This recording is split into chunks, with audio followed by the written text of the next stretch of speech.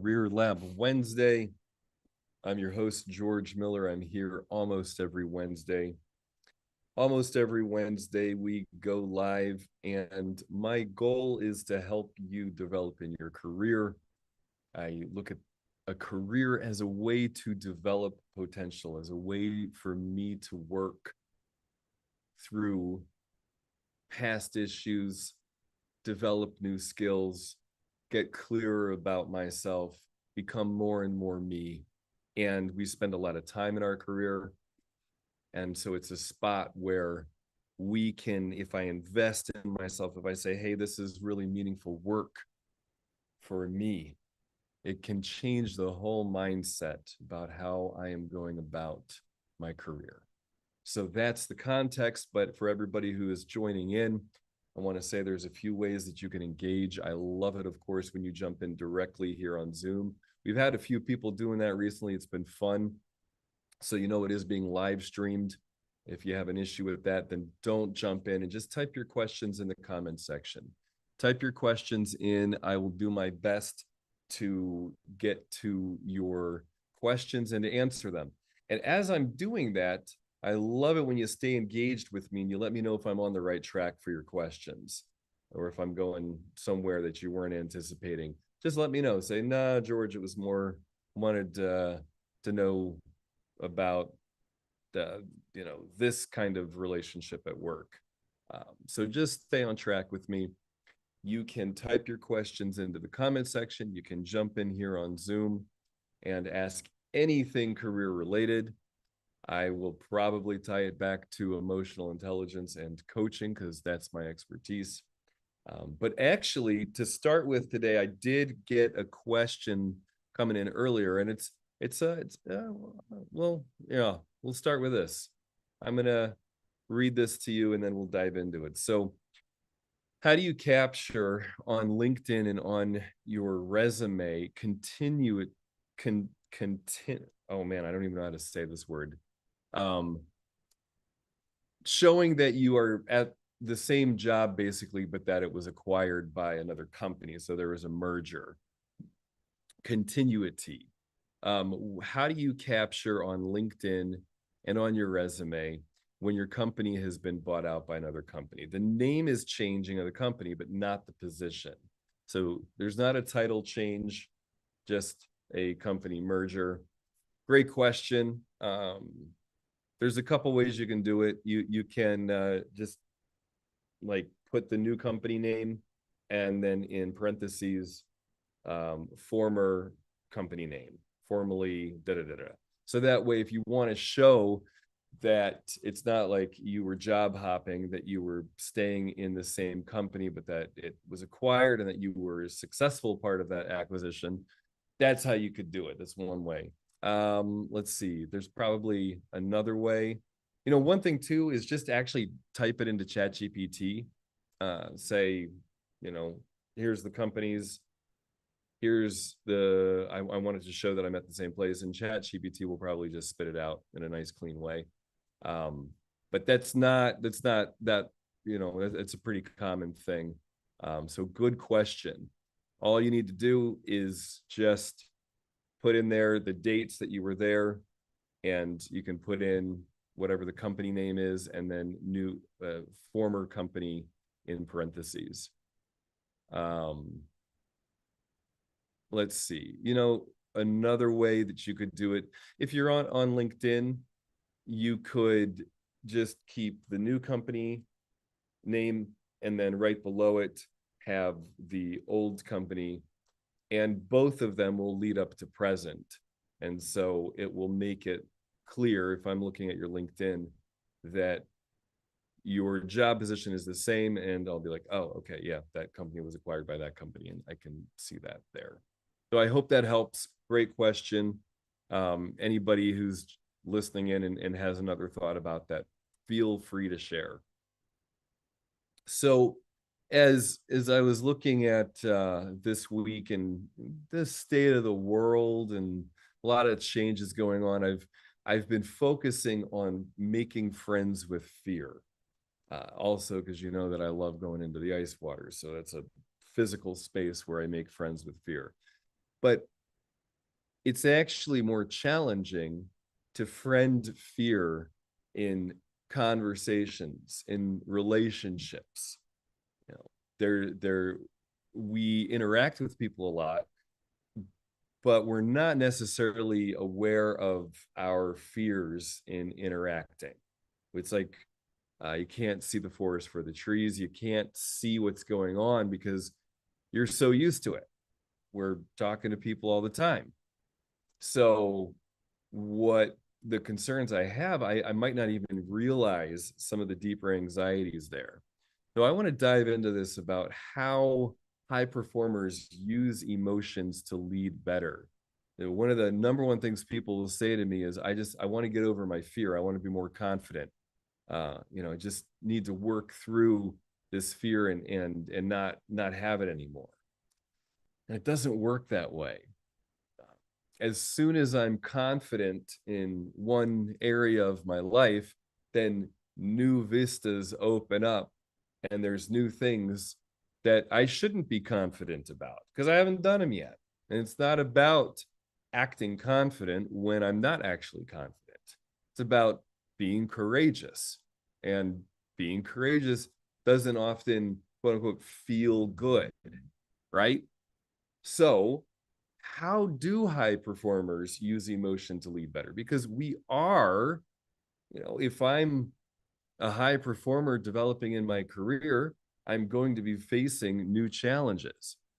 And so when I can look at my fear as a messenger, not as something that's going to sabotage me, not something that I have to get away from, but like, oh, great, here comes my fear again. It's going to hand off a really important message to me.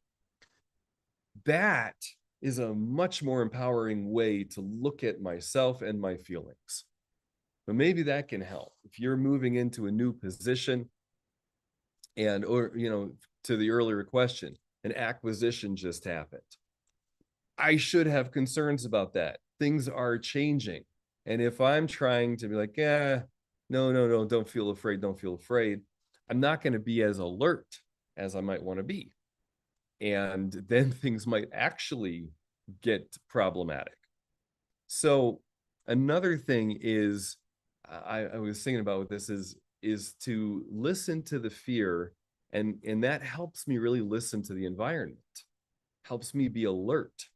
So if an acquisition happened and now we've got new people coming in, I want to be aware of that change, to be aware of, I first need to be aware of what's happening inside of me, the concerns that I have as somebody is now implementing something. And I might just say like a historical motive being to, in trying to suppress the fear, might say, I don't think we should do that, but I don't want to feel afraid.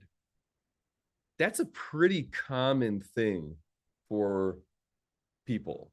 We don't want to speak up when we're feeling afraid because we just kind of want to numb out and get by it. But that's not how we really develop. So now picture instead, acquisition happening, new people coming in, and they're making a change, and I feel afraid about that. And I say, you know what, I have some concerns about the change I think you're planning to implement. And I say, oh, really? What's that? And then I can share that with them. And then they could say, oh, actually, thanks for bringing that up. We actually have that handled. Here's how we're going to address it. And right there, you now have a deeper connection. You have a deeper relationship. Say, oh, great. Oh, fantastic. They already thought this through. And they thought through these other things. And now these other things that I wasn't even aware that I was concerned of, I just realized were handled. Fantastic. Oh, I'm glad this acquisition happened. Or it might be a thing of where they look at you and they're like, oh, well, we didn't consider that. And maybe that is a problem. But you know what? We don't want to deal with it right now. Uh-oh. Then I'm with that fear. And like, we're going to have a problem later down the road. Okay, it looks like I'm going to have some strategic conversations to start highlighting some of the problems that I'm seeing happen with this acquisition. So we want to be aware of our feelings, aware of our fear. and use that as a messenger to help me engage with the environment around me. And this is a key thing. The work from Siam Belloc wrote the book, How the Body Knows Its Mind. So emotions are embodied. Like if I'm not in touch with the sensations running through my system, my body, if I am numbed out to myself, then I'm not able to pick up on really important data. So if you think that you might be somebody who has severed your connection with your feelings, you may want to start consciously reopening that access. And there's some key things that we do about that. In fact, I'll throw in that video link. I did a webinar on feelings a long time ago, I don't know, sometime during COVID. And that really sets out just some basic things you can do to gain access to your feelings and to continually deepen your emotional awareness. Is if you're not even able to do that, probably a lot of what I'm saying right now isn't even going to make sense. So now another thing to look at in how high performers use emotions to lead better is the work of 𝐥𝐻𝐻𝐿 and McKee. They wrote a book, Resonant Leadership. And real leadership requires emotional transparency. Just like what I was sharing a moment ago, is if there's an acquisition, new people coming in, implementing new strategies, and it will be so much more effective for me to open up with vulnerability if I'm seeing something that's happening that I don't think should be happening, that I have concerns about, is for me to say, ooh, I'm a little afraid here. You're gonna have to translate the emotional language to whatever it would be in rapport in your environment. So you might say, I'm concerned. Here are my concerns as we're implementing this new technology or strategy or whatever. And to lead with that instead of saying, oh, you know what? No, I don't think you should do that. No, you're doing that wrong. Do you notice the difference there? When I'm aware of my feelings and I lead with that and then I share and I'm emotionally transparent with the people I'm communicating with, it brings defenses down. People are able to hear what I'm saying. Whereas if I just start off acting like a know-it-all, then whatever work they have done to ahead of time, it's like I'm discounting all of that.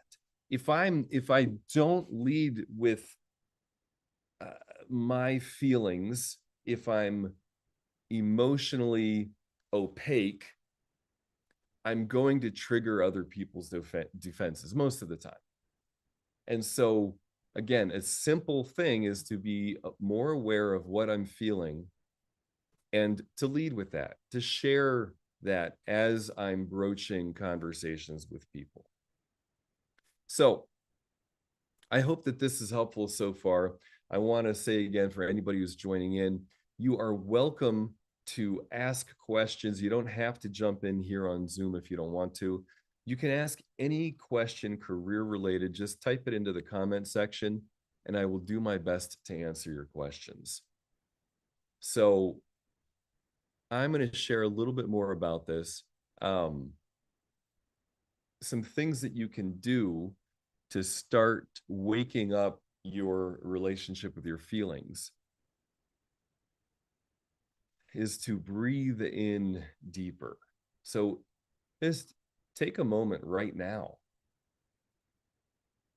and be aware of any fears, any sensation of hurt or discomfort, any irritation or anger, or maybe a sense of sadness or a sense of joy, happiness, relief. and just be aware. And as you feel whatever it is that you're feeling, take a moment and breathe into that feeling. And you might be able to picture an interaction where you're going to feel irritation. Like, oh yeah, every time in that meeting, you know what I do? I get irritated in this meeting. You know, weekly meeting, Wednesday afternoons. And what is it that irritates you? Let's see if you can find the concerns, any of the fears underneath that irritation. And then how might you communicate that? And by the way, it will require some discomfort on your part. Communicating feelings tends to be uncomfortable, especially if you're not used to it. And that's okay. It actually is good. So maybe with that quick moment meditation we just did of feeling the fear in the body, breathing into it, and then anticipating where you're going to feel that later in the day, you could say, okay, how might I use my emotions in that interaction differently than I would have in the past? Cool. Well, any questions that you have, type them into the comment section, and I will do my best to answer your questions. Again, they don't have to be on the topic of emotional intelligence and leadership. Totally fine. I will probably tie it back. So to reiterate, we want to look at fear as a messenger, not as something that's getting in the way. We want to see how fear helps leaders access presence, intuition, and clarity. You know, when people who are in intense situations like fighters, I like watching UFC fighting, as they talk about their time in the ring, like they're terrified, but they're also engaged, and they turn their fear into aliveness. They use it. I mean, if somebody is going into a ring, into a boxing match, into a fight like that, and you're not afraid, then, like, you know, you got serious issues. You're not going to last long. But we're able to be afraid. And as we get familiar with that, we can relax into it, can relax into the aliveness. We can be super keyed into the moment and not necessarily in a freeze response or a fight response or a fawn response. We want to expand our ability to be with fight, flight, freeze, or fawn. Because there are times where it makes sense to do that. The freeze response is really good. You know, often I will do more damage to myself if I fight in a situation. And so if I notice that I've disengaged and I'm in freeze, and I can say, oh, cool, I must be really afraid. Let me assess what's happening now. Do I want to stay in this freeze state? If I can be aware of that, that's huge. I can say, actually, as I'm in this freeze state right now, I can say, thank you, system, for bringing me to this freeze state. Now that it's helped me be alert, I can recognize that actually I do want to engage. I want to speak up in this meeting. I want to say something. I'm going to take that risk. I'm not in, mortal danger here. Or if I am so in the habit of always fighting in response to something, I might need to learn how to do a little bit more of the freeze. If my response is something that's fighting and I find that people are then defending themselves against me, and I'm just like, I'm not able to work through the interactions that I want to have. Well, I might need to expand my ability to flee or freeze. Say, I'm going to take a beat before I respond, before I try to get somebody on their heels, before I puff my chest up. So this is a good spot to be curious about yourself, is how do I respond in scenarios? You know, I had a fun one the other week where I there was an interaction happening that I didn't like. And in the past, I would have tried to rescue and try to like help people talk through it. And instead, this time I said, you know, if you're going to continue this behavior, if this is how the two of you are going to keep interacting, I'm going. I don't want to hang out. Not worth my time. That was a different way of interacting than I would have done before. I would have just kind of gone into the fawn and freeze mode. In that situation, I started with some fight and then flee. So, all right, yeah, this is I'm gonna lose this battle, and this is not a hill I want to die on. So I'm gonna run. And that I actually feel good about. I didn't I did try to get in and make something of a point, and pretty quickly realized it wasn't going to happen. So why would I engage in a place where, you know, I'm emotionally going to be I don't abused seems kind of like a strong word, but whatever. So expanding your ability to be with fear really changes it. That's why I want you to friend your fear, to make friends with your anxiety, not trying to get over it, not trying to numb out the anxiety, but to understand that fear is the doorway through which we access aliveness. And through more aliveness, then I can have deeper connections and more meaningful interactions with the people around me. And in my career, that makes all the difference. And as a coach, you know, I'm always looking for that next level of fear and aliveness.